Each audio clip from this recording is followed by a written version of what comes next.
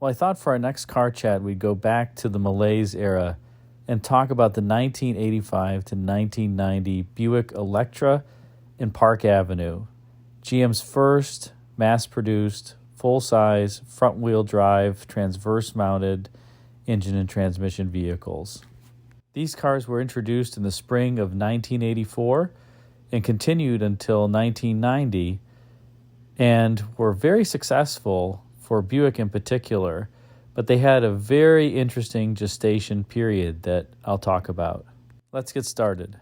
So the first thing to note is that while these vehicles were introduced in early 1984, that they were in development in the late 70s.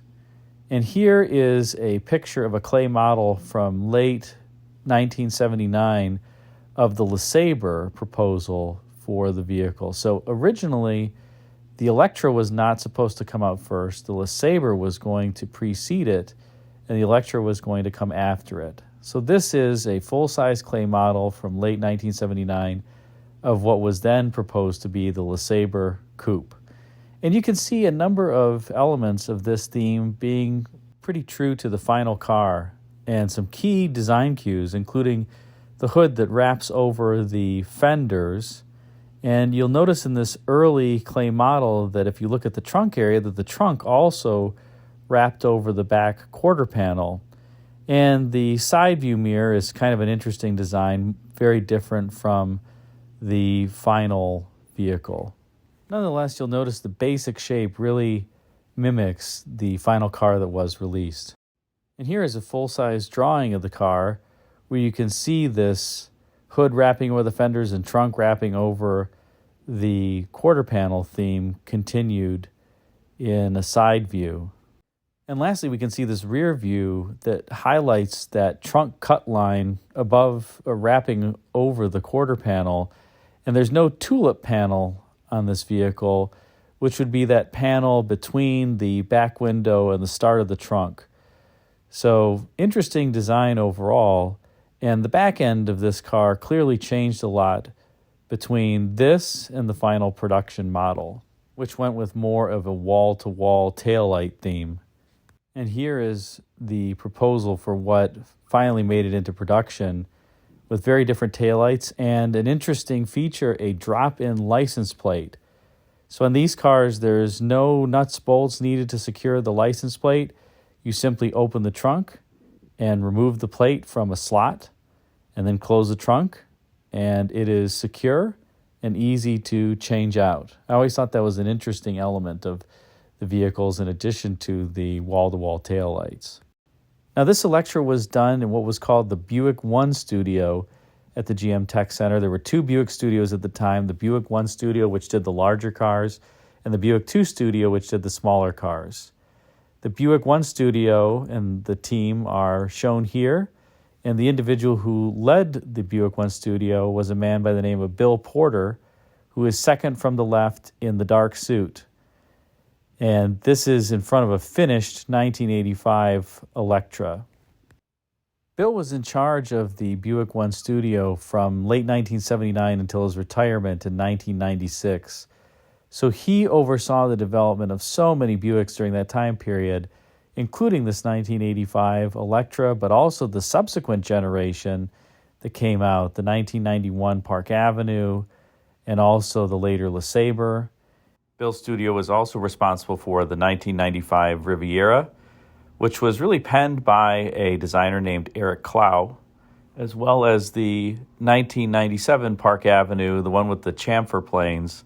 Kind of a unique design overall. However, in his earlier years, Bill was in charge of the Pontiac studio. At that time, there was only one Pontiac studio, so all the cars came through it and were designed in it. And Bill was in charge of that studio, and he or his team penned ideas for a number of seminal cars, including the 68 GTO with the Endura front end, which arguably was one of the first vehicles that really had the modern integrated fascia theme with the car as opposed to the big chrome bumpers that persist until today.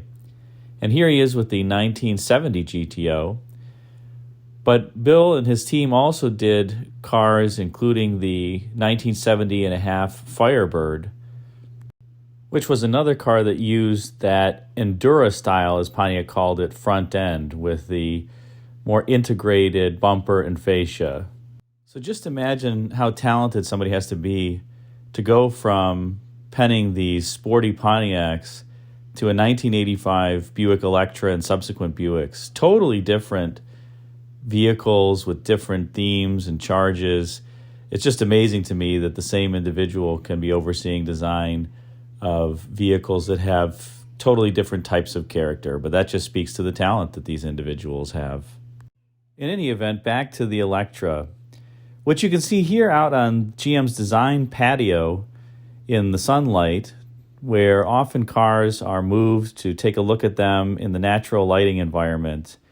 And another difference you'll already notice from previous photos is the amber turn signals, which were starting to get integrated really due to European regulations in the hopes of selling this car in Europe. But that trunk cut line that wraps over, or the trunk that wraps over the rear quarter panel persists. And you'll also notice that the driver's side outside rear view mirror is missing in this photo, which apparently was broken off when Buick's general manager, Don McPherson, tried to give it a handshake. For whatever reason, he liked the shape of it and thought that it was mimicking a hand protruding to give a handshake and broke it off from the clay model, so it doesn't exist in this photo. Well, as time went on, the corporation decided that the Electra should come first to the party as opposed to the LeSabre, mainly because it's better to have a design theme that's new trickle from the top down in the model lineup as opposed to the inverse. So the LeSabre was shelved for the moment, and the Electra was brought forward as the vehicle that would introduce this new styling theme. And here you can see this was one of the earlier proposals for the Electra, continuing with that hood cut that wraps over the fender, enabling the clamshell hood, which I'll show in a moment here, that opens inversely to a typical hood. But you can also see some of the themes here. This has a wall-to-wall grille that goes from side to side, wrapping around the front to the fender area. And while that particular design didn't make it through to the final production car, some of that theme did make it through to the interior, where they tried to have the wall-to-wall theme carry over on the inside. And here you can see a seating buck for an Electra T-Type, complete with a little stub console, and the wall-to-wall theme carries over in the instrument cluster from what you saw in the previous model of the exterior. This was quite similar to the final design for the interior, albeit the seating stitch pattern, loose cushion style, and some of the dashboard elements changed. Here's the final production version as shown in the 1985 Buick brochure, where you can see the dash is quite similar, but there's now generous use of faux wood grain, which the original styling buck that I showed before didn't have. And here's what it actually looked like in production. So again, you can see the wall-to-wall theme carried over. The loose cushion style in the Park Avenue is quite different and more poofy, if you will, than what was in the styling buck, and the now generous use of faux wood grain spills over to the door panels as well as the dash. Here you can see the clamshell hood that opens very similar to Saab's of the era in a reverse manner from the normal hood design. And also there's a couple other features of this vehicle that were unique aside from the hood. By the way, the trunk ended up opening conventionally due to the cost of the hinge design. So that reverted back to something that was more traditional. And with the wall-to-wall taillights and revised trunk, it also enabled a lower liftover for individuals to put their luggage in the trunk more readily. Though a bit hard to see here, these vehicles did have independent four-wheel suspension, which was quite advanced for the time.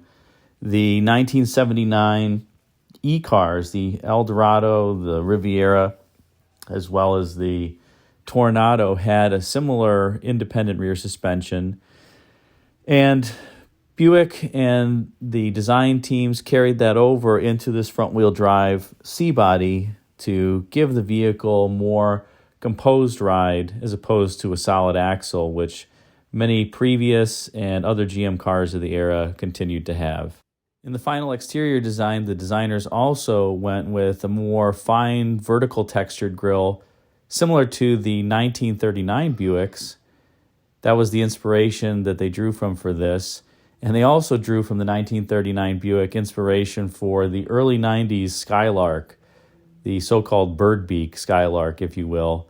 And you can kind of see the resemblance here between the 39 Buick and these different grille themes. Under hood, there were a choice of three powertrains, a 3-liter carbureted V6, a 3.8-liter V6, not the 3800, but a 3.8-liter V6, pre-3800, and also a 4.3-liter V6 diesel. Both the 3-liter V6 and 4.3-liter V6 diesel were dropped after the 1985 model year, and the 3.8 engine continued. Now, this 3.8-liter engine was called the even firing V6. This is before the 3800, which came out in 1988. And the main difference between this 3.8-liter and the 3800 is the lack of a balance shaft. So it's a 90-degree imbalanced V6, which doesn't have a balance shaft. And it surprisingly is pretty smooth at idle and at most RPMs, aside from around 1,000 to 1,200 RPMs, which is a fast idle speed, where it kind of shakes a little bit. But that was how the engine was designed. I think GM just must have had a moratorium on installing any balance shafts in engines, because whether it's this engine or the 2.5-liter Iron Duke 4-cylinder or other powertrains, GM really just didn't use any balance shafts in their engines until 1988, when both the Iron Duke 2.5-liter 4 and this 3.8-liter engine got a balance shaft. The other thing that is interesting about this particular V6 and the even firing configuration is that the connecting rods are offset from the center of the piston because of the way the engine is designed to try to smooth out the vibrations. And with the 3800 engine, they shifted one of the cylinder banks a bit forward so that the connecting rod could be in the middle of the piston and the piston could be made smaller. It didn't have to be a slipper skirt piston that would help prevent it from cocking in the bore because of the offset connecting rod. Consequently, this particular 3.8-liter engine that was found in GM vehicles from the late 70s until the 1987 model year is not a big rever, and even the 3800 isn't a big rever. But the 3800 is a much smoother engine and also more reliable because of the internal stresses are less on the 3800 than this 3.8-liter V6 engine that predates it. Another interesting feature of this 3.8-liter engine was it was GM's first use of a mass airflow sensor to measure the density and speed of the air into the engine, and it used a hot film to do this.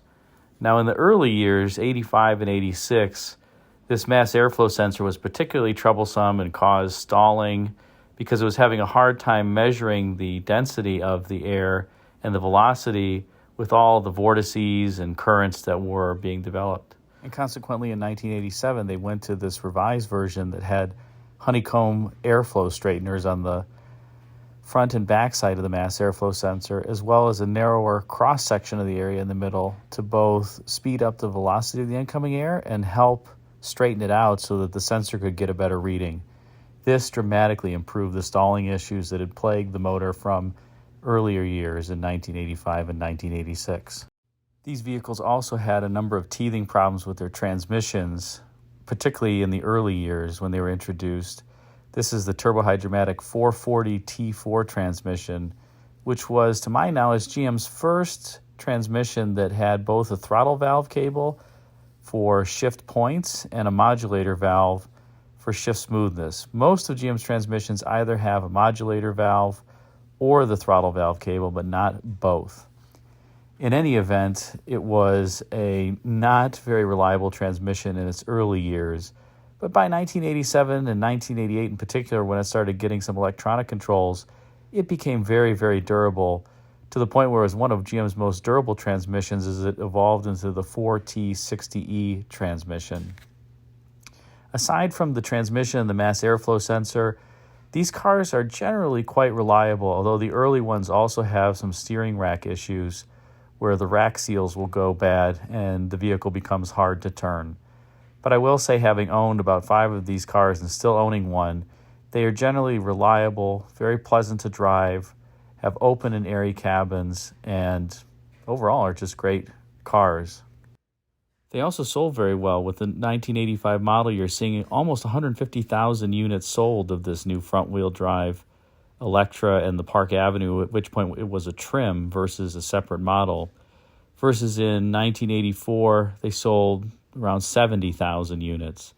So it was an overall success for Buick and the other divisions that had these C-bodies, in spite of what marketing often at the time thought was going to be a big challenge to sell a car like this to a crowd that was used to much bigger vehicles, to the point where they referred to this program as C-sickness, obviously C for the C-body. But it did continue on as a quite successful vehicle until the next generation, what became then the Park Avenue, came out in 1991 with a whole new design, but amazingly, a design that, while it had new exterior sheet metal, shared all of the same inner black iron as this previous 85 to 90 generation. We'll make that the subject of another video. Hope you enjoyed this discussion of the 1985 to 1990 Buick Electra. Thanks for watching. Thanks for watching this video. Please like if you enjoyed, and subscribe to my channel. You can do so by clicking the circular icon with the 1967 Riviera, then hit the bell to make sure you get notified of all of my future video postings. Feel free to email me at rareclassiccars@yahoo.com, particularly if you're an individual who might be interested in an interview and worked in the automotive space, and I can even do in-person interviews if you're in the Metro Detroit, Chicago, or Phoenix areas. Hope to hear from you soon, and until then, take care and enjoy the next videos.